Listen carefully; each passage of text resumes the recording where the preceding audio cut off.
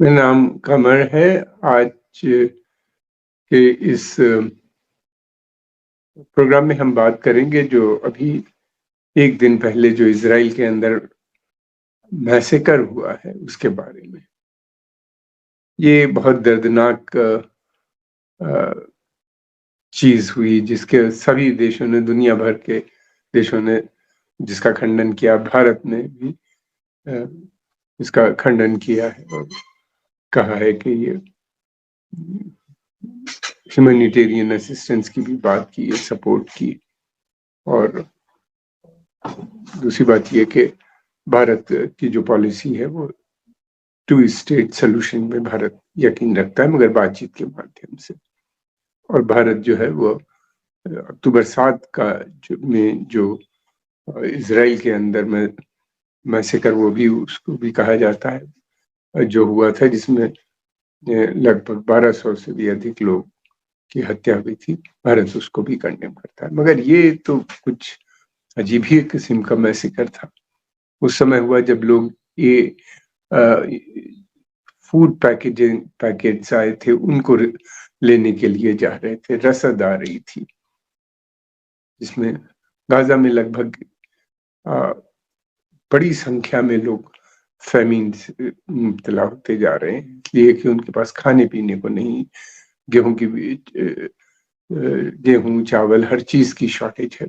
और बच्चे इसमें सबसे ज्यादा इफेक्टेड है माल न्यूट्रिशन की वजह से। अंदर आ नहीं पा रहा। जब ट्रक सामान लेके आ रही थी तो ऊपर से उसके ऊपर हवाई हमला कर दिया गया। इसराइल ने कहा है कि ज्यादा लोग उसमें नहीं मरे थे। अधिकतर लोग की जो हत्या हुई है वो जिस ट्रक से लाया जा रहा था उसी से दब के मर गए। पैलेस्टीनियंस का कहना यह है कि इसराइल की ये पुरानी तरीका है, पहले वो जिसको पैलेस्टीनियंस को मारते हैं फिर उन्हीं को ब्लेम भी करते हैं।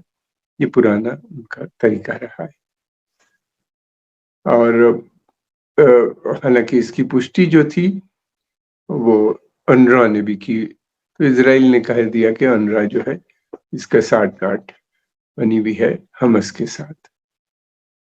और उससे पहले उसने ये भी कहा था कि जो इसराइल के ऊपर अटैक हुआ था उसमें भी कुछ वो लोग भी शामिल थे जो अनरा के लिए काम करते हैं।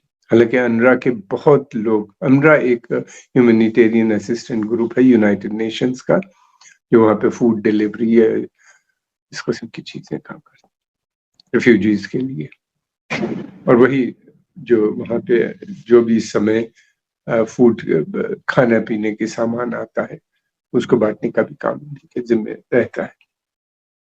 तो रफा क्रॉसिंग से ये अंदर आता है सामान ट्रकों से, और फिर उसके ऊपर इजराइल उसको पहले जांच करते हैं और फिर उसके बाद आते हैं। बहुत कम सामान अंदर आ पाता है, कई कई दिन बंद रहता है, खुलता भी नहीं है बॉर्डर। दूसरी बात ये भी है कि ये जो मैसेकर हुआ इसमें समस्या इस बात की है कि बहुत लोग 115 115 लोगों की हत्या हो गई थी, हो गई है। और डजन्स ऑफ पीपल बहुत इंजर्ड है, लेकिन उनके इलाज नहीं हो पा रहा क्योंकि ज्यादातर अस्पताल ध्वस्त कर दिए गए हैं। और स्कूलों को भी, इससे पहले भी मैंने बताया था, स्कूलों को भी ध्वस्त कर दिया गया है, कई 100 स्कूल। ऐसे में बड़ा मुश्किल है अस्पताल का चलाना, क्योंकि पहले ही से वहां पे बिजली की भी कमी है, बिजली नहीं आती। फिर उसके अलावा ये था कि पानी की भी शॉर्टेज है, पानी की सप्लाई बंद कर दी गई है। फिर उसके अलावा ये कि खाने की भी सप्लाई वहां पे नहीं आ रही और पेट्रोल भी नहीं पहुंच रहा है। तो उसकी वजह से गाड़ियां भी नहीं चल पा रही। और दूसरी बात यह है कि एम्बुलेंसेस के ऊपर भी अटैक कर दिया गया था, तो एम्बुलेंसेस भी उनकी बहुत से ज्यादा ध्वस्त हो गई हैं। अस्पताल फंक्शनिंग नहीं कर गए। हालांकि डॉक्टर्स हैं वहां पे और वो कोशिश करते रहते हैं इलाज, क्योंकि दवाएं नहीं है। और ओपन एयर सर्जरी भी कर रहे हैं बहुत से लोग वहां पे। बहुत दयनीय सिचुएशन है। मेरा ख्याल है ऐसा हिस्ट्री में कम हुआ है जैसा वहां पे इस समय फिलिस्तीन के साथ हो रहा है। एक सभी देशों ने इसका खंडन किया है, लेकिन इसराइल की पॉलिसी पे कोई फर्क नहीं आ रहा। इसराइल को इसलिए भी फर्क नहीं है क्योंकि अमेरिका और पश्चिमी देश की उसको पूरी छूट है अमेरिका अभी भी पूरी तरह से सीज फायर के पक्ष में नहीं है, मगर वो ये जरूर कहता है कि एक लॉन्ग पॉज या सीज फायर जो हो कम से कम रमजान के महीने तक बरकरार रहे। इजराइल ने इसके ऊपर अभी तक कोई कमिटमेंट नहीं दिया। बातचीत इजिप्ट, जॉर्डन और कतर में लगातार चल रही है, चलती रहती है, लेकिन ये कि अभी ब्रेक थ्रू नहीं आया। हालांकि प्रेसिडेंट बाइडेन ने अनाउंस कर दिया था कि जल्दी ही सीज फायर हो जाएगा, लेकिन यह है कि इजराइल को कोई दबाव नहीं है अमेरिका का। इजराइल का समर्थन जो है वहाँ की दोनों पॉलिटिकल पार्टी जो बड़ी है जैसा कि, और फिर उसके अलावा ये कि सेनेट में भी उसका पूरी सपोर्ट है और हाउस में भी, हाउस ऑफ रिप्रेजेंटेटिव्स में भी उसको कोई फिक्र लगती नहीं है। भले प्रेसिडेंट चाहे तब भी वो को न पसंद हो, लेकिन वो अपनी जो उनकी पॉलिसी होती है, जो उनके प्लान्स होते हैं, उनको एग्जीक्यूट वो करता रहता है। ऐसे के अंदर बड़ा मुश्किल हो गया है। इस एरिया के अंदर लोग भूख से भी मर रहे हैं। ये नौबत तो आ ही गई है, और कुछ बच्चों का भी जो उनकी डेथ हुई है, डॉक्टरों का कहना ये है कि माल न्यूट्रिशन उसका मेन कॉज था। और दूसरी बात ये भी है कि 50 अभी रिसेंटली 50 देशों ने भी एक हियरिंग में ऑक्यूपेशन के बारे में बात की। हियरिंग हुई इंटरनेशनल कोर्ट ऑफ जस्टिस की, उसकी रिपोर्ट का इंतजार किया जा रहा है। उससे पहले साउथ अफ्रीका ने भी एक मूव किया था कोर्ट के अंदर, और ये कहा था कि ये जो कुछ भी हो रहा है गाजा के अंदर, ये एक अपार्थाइड पॉलिसी का नतीजा है और जेनोसाइड हो रहा है, जिसको बहुत से देशों ने भी भाग लिया था। अरब देशों में जो है उसके अलग अलग वो है। दो सबसे इंपॉर्टेंट अरब देश हैं जिनके बॉर्डर मिलते हैं पैलेस्टाइन से या इजराइल से भी आप समझ लीजिए। एक तो इजिप्ट है और दूसरा जॉर्डन है। इजराइल का प्लान ये है कि फिलिस्तीनियों को यहाँ से गाजा से निकाल के इजराइल इजिप्ट के अंदर भेज दिया जाए और फिर वहां से उनको ट्रांसफर करके कोई एक नया शहर इनका सिनाई में, पेनिनसुला में बना दिया जाए। ये जो है सिनाई, ये बहुत इम्पोर्टेंट डेजर्ट है वहां का, जिसके अंदर ये बसाना चाहते हैं। पैलेस्टीनियन इस बात से एग्री नहीं है। फिर दूसरी बात ये भी है कि गाजा उनके लिए बहुत इम्पोर्टेंट होता है। इजरायलियों का मानना ही है, एक तो गाजा के का जो सी है, मेडिटेरेनियन टी, वहां पे सी, उसमें गैस और तेल के बड़े भंडार भी पाए गए हैं। पैलेस्टीनियन गैस निकालना चाहते थे, उन्हीं ने एक कॉन्ट्रैक्ट भी दिया, मगर इजरायली उस पर एग्री नहीं, और खाली हो जाता है तो फिर वो इजराइल ऑक्युपाई करना चाहता है और उसका एक्सप्लॉइट भी करना चाहता है। वेस्ट बैंक से वो और वहां से वो लोगों को निकाल के जॉर्डन भेजना चाहते हैं। ये दोनों ऐसे देश हैं, ये बड़े स्ट्रॉन्ग स्टेटमेंट्स देते हैं फिलिस्तीनियन के फेवर में, मगर करते वही हैं जो इजराइल चाहता है। एक तरफ तो वो मना कर रहे हैं कि रेड लाइन है इजिप्शियन, हम हरगिज नहीं एक्सेप्ट करेंगे, लेकिन दूसरी तरफ उन्हीं ने पूरी तैयारी कर रखी है कि जब फिलिस्तीनी आएंगे तो उनको वहां पे बसाया जाए, उनके लिए टेंट सिटी बना दिए, फिर वहां से वो कुछ समय के बाद या साल के बाद जब भी हो उनको सिनाई में भेजा जाएगा। उसकी पूरी तैयारी है, चारों तरफ से घेर लिया गया है, वॉल भी खड़ी कर दी गई है और टेंट्स लग रहे हैं। देखिए क्या होता है।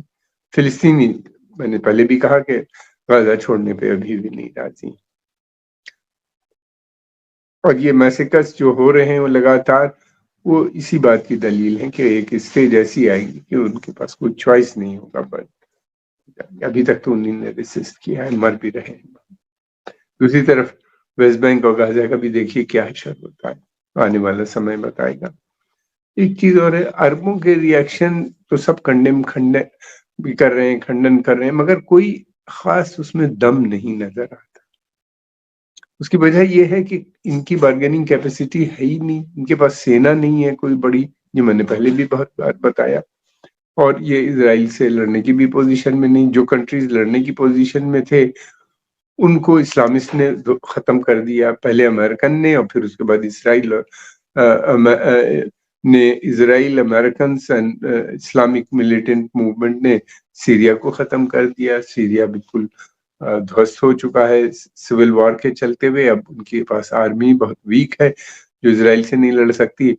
और इराक की एक बड़ी आर्मी थी, उसको पहले तो अमेरिकन ने पीटा पाटा, बहुत मारा, खत्म कर दिया, डिसॉल्व कर दी। फिर उसके बाद वहां पे दाइश यानी आईएसएस ने आके उसको भी खत्म कर दिया। एक तरफ तो अमेरिका एक प्रॉब्लम, अमेरिका सपोर्ट कर रहा है इस सारी इजराइल को, और अमेरिकन स्वयं भी उनका इन्वॉल्वमेंट जो रहा है यमन की वॉर में, लॉजिस्टिक सपोर्ट और इंटेलिजेंस सपोर्ट, और फिर उसके अलावा वेपन सप्लाई उन्हीं ने किया, जिससे यमन एक बड़ा देश था ध्वस्त हो गया। फिर उसके बाद ये सारे देश जो है, इराक, सीरिया, लीबिया, ये 3 बड़े देश थे जहाँ पे गैस और तेल के भी बड़े भंडार पाए जाते थे, वो भी ध्वस्त हो गए हैं। किसी पोजीशन में नहीं है कि खड़े हो सकें या लड़ सकें, और पता नहीं कितना समय लगेगा इन लोगों को रिकंस्ट्रक्शन के लिए भी। फिर उसके अलावा सूडान में आपस में सेना लड़ रही है, उससे 7 मिलियन लोग रिफ्यूजी बन गए हैं। फिर चैड, नाइजर, माली, कैमरून, ये जो सब सहारा रीजन है, यहाँ के ऊपर ये जो मिलिटेंट हैं, इस्लामिक मिलिटेंट ऑर्गेनाइजेशन दाइश और आईएसएस, अलकायदा, इन्हीं ने पूरा रेक कर रखा है, जिसका फायदा फ्रांस को हो रहा है। फ्रांस वहां पे डिप्लॉय कर रहा है अपने ट्रूप्स, उसने डिप्लॉय किए थे। अब वो लोग, वहां के लोकल लोग, वहां पे कू हुआ है और वो लोकल लोग, जो नई गवर्नमेंट आई है, वो फ्रांस को एक्सपेल कर रही है फ्रेंच ट्रूप्स को, कह रही कि ये पार्ट ऑफ द प्रॉब्लम है, इन्हीं ये असमर्थ रहे मिलिटेंट को गिरा। मेरे कहने का तात्पर्य ये है कि महज ये जो इस्लामी मिलिटेंट ग्रुप्स हैं, ये एक बड़ी समस्या बन चुके हैं इस्लामिक वर्ल्ड के। अगर आप देखें तो कितने देश, अफगानिस्तान, इराक, सीरिया, लेबनान में की जो हालत है, फिर उसके अलावा वहां पे सूडान में भी इनकी मौजूदगी है, यमन में भी अलकायदा है, इन अरेबियन पेनिनसुला, नाइजीरिया, सोमालिया, बताइए इतना इम्पोर्टेंट देश, वहां के ऊपर जो है इस्लामिक मिलिटेंट्स जो हैं उन्हीं ने आफत मचा रखी। चाहे नाइजर, सब सहारा रीजन के हालात हम सब देख रहे हैं आजकल किस तरह के हो रहे हैं। और यही नहीं बल्कि दूसरे देशों में भी, नाइजीरिया के अलावा भी, इजिप्ट में भी आए दिन इनके बम ब्लास्ट होते रहते हैं, और फिर उसके अलावा वहां भी, टर्की के अंदर भी, ईरान में भी अभी इनके अटैक हुए। ये क्या चाहते हैं, इनकी क्या नीयत है? ये जिस टाइप की हुकूमत बनाना चाहते हैं, वो प्री जो इस्लामिक पीरियड के शुरुआत के दौर में थी। बहुतों का मानना ये है कि ऐसी हुकूमत उस वक्त भी नहीं थी, ये तो प्री इस्लामिक हुकूमत वाली बातें कर रहे हैं। और फिर ये भी है कि ये लोग जो हैं, कोई इनके पास ना इकोनॉमिक डेवलपमेंट प्लान है, ना इनके पास वीमेन के को कोई राइट्स देने पे ये तैयार है। किसी किस्म का कोई प्रोग्रेसिव एजेंडा इनके पास है ही नहीं। ये बैंकिंग सिस्टम में भी नहीं विश्वास रखते। देखिए तालिबान जिस तरीके से मुल्क को चला रहे हैं, क्या मतलब है? दूसरी तरफ ये है कि इसराइल, और फिर अमेरिकन इसराइल को सपोर्ट करता है पूरी तरीके से। अमेरिका की जो पॉलिसी है उससे भी क्षति पहुंची है मुस्लिम इन सभी देशों को, इस खाड़ी के देशों को, जहाँ पे तेल गैस के बड़े भंडार पाए जाते हैं। अरब जो अरेबियन पेनिनसुला है, यानी ये जो खाड़ी के जो देश है, यहाँ पे ब्रिटिश और अमेरिकन वर्चस्व ऑयल कंपनीज हैं जिनका डोमिनेशन है।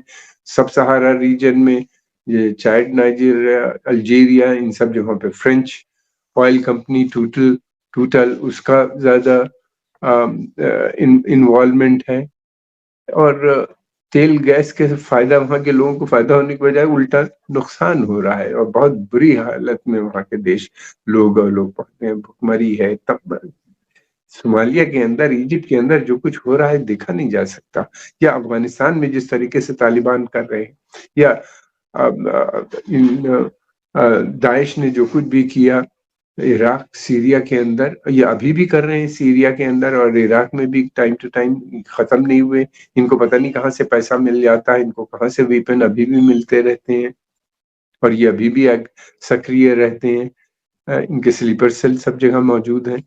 ये कौन लोग हैं, ये क्यों बनाए गए थे? बनाए नहीं, हम सब जानते हैं कि इसने बनाया था, क्या इसकी नीयत थी? पाकिस्तान इसमें सबसे आगे था। इससे किसको फायदा हुआ सबसे ज्यादा, ये देखने की चीज है। मैं समझता हूँ कि ये जो लेसर क्लर्जी है, छोटे मुल्ला है, इनका धर्म के ऊपर इन्हीं का कब्जा नजर आता है, और ये इनके पास धर्म सेफ नजर नहीं आता। फिलिस्तीन के अंदर फिलिस्तीन की समस्या को कभी भी किसी भी मिलिटेंट ने नहीं सपोर्ट किया, ना अलकायदा ने, न दाइश ने, न तालिबान ने। इन लोगों ने कभी कभी जितने भी थे फिलिस्तीन के लिए, कभी इनके दिल में कोई दर्द नहीं हुआ, क्योंकि वहां पे इजराइल और अमेरिकन थे। दूसरी तरफ ये है कि अरब की जो देशों की जो सरकारें हैं, या इस्लामिक देशों की भी, उन्होंने खंडन तो जरूर किया है, मगर वहां की पब्लिक ओपिनियन के बारे में ज्यादा पता नहीं, इसलिए कि अधिकतर देशों में डेमोक्रेसी नहीं है, इस तरह से धरना प्रदर्शन नहीं होते। मगर एक बात है कि कुछ समय पहले तक तो जो वहां के देश थे में जो यूथ था, वो तो फुटबॉल जो कतर में हो रहा था, उसमें उसकी रुचि ज्यादा नजर आ रही थी। एशिया कप का था, और पूरे अरब देशों में उनकी सबकी टीमें, अरब देशों में फुटबॉल बहुत पॉपुलर है। और ये था कि यूरोप में ये था कि उन्होंने सेलिब्रेशंस नहीं की थी, आपकी एक्समस भी नहीं मना रहे थे बहुत सी जगहों पे। एक्समस के बाद जो हुआ था, जो कुछ भी हुआ था, उसको नहीं सेलिब्रेट कर रहे थे लड़के। दूसरी तरफ ये भी है कि जो कुछ जगहों पे यहाँ अभी नया आज़ादी मिली है सिनेमा की या म्यूजिक फेस्टिवल, वहाँ म्यूजिक फेस्टिवल में ज्यादा भीड़ नजर आ रही थी बनिस्बत इसके। हालांकि एक मैच में, कैरो के एक मैच में जरूर लड़कों ने वहां जाके फिलिस्तीन के बारे में नारे जरूर लगाए थे स्टेडियम में, वो जरूर हुआ था। दूसरी तरफ ये भी है कि ईरान और उसके जो सहयोगी दल हैं, जैसे कि होती रेबल या शिया मलेशिया इराक में, या फिर उसके बाद हिजबुल्ला और इस तरह के और भी बहुत से ग्रुप हैं, उनके ऊपर प्रेशर है कि आप ज्यादा मत बोलें, ज्यादा आगे मत बढ़ें, कहीं ऐसा ना हो कि ये जंग पूरे क्षेत्र में फैल जाए। मदद तो उनको कोई नहीं कर रहा, मगर प्रेशर जरूर है ये कि उनकी जंग ना फैलने पाए और कहीं ऐसा ना हो। हालांकि जंग को फैलना भी नहीं चाहिए, मैं समझता हूँ, क्योंकि जितना फैलेगी उतना ज्यादा नुकसान होगा, क्योंकि किसी के पास लड़ने की ताकत नहीं है सिवाय ईरान के, और ईरान को बाहर दूसरे देशों से कोई सपोर्ट भी करने वाला नहीं। ये इन स्थिति के बीच से गुजर रहा है। लेकिन यह है कि अब वहां के ऊपर जिस तरीके से भुखमरी फैल रही है, उसको देखते हुए प्रेसिडेंट जो बाइडेन ने, जो कि अमेरिका के राष्ट्रपति हैं, उन्होंने कहा है कि वो जल्दी ही हवाई जहाज के माध्यम से वहां पे फूड पैकेट्स उनको सप्लाई करेंगे, उनको पहुंचाएंगे, वहां के ऊपर ड्रॉप करवाएंगे वहां से ऊपर से। मगर साथ में स्टेट डिपार्टमेंट और दूसरे डिपार्टमेंट के ऑफिशियल्स ने के कुछ ऑफिशियल ने कहा इसमें समय लगेगा, और दूसरी बात ये कहा है कि अभी भी जो अमेरिका की नीति है वो यही है कि किसी सूरत से वो सीज फायर हो जाए। कितना समय लगेगा सीज फायर में पता नहीं, ड्रॉप्स होंगे या नहीं होंगे, अब ये देखना है क्या इजराइल का प्रेशर पड़ता है अमेरिका के ऊपर कि इस तरह की ना करें, सप्लाई तो ना करें। ये बातें आने वाला समय बताएगा, लेकिन ये है कि इस मैसेकर से दुनिया भर का कॉन्शियस सब को हिला के उसने रख दिया। ऐसे कि मानने वाले में बच्चे भी बहुत से थे, जो लोग गए थे अपने परिवार के लिए, वो आटा, गेहूं, आटा, चावल और इस किस्म की तेल लेने के लिए गए थे, क्योंकि वो लोग भूखे। आज के इस पॉडकास्ट में हम इतनी बात करेंगे, जल्दी एक नया हम प्रोग्राम लेके आपके सामने आएंगे। हम आपके आभारी हैं, आपने समय निकाल के इसको देखा। अगर आपको अच्छा लगा तो इसको लाइक कीजिए, सब्सक्राइब कीजिए और प्रमोट भी कीजिए। धन्यवाद।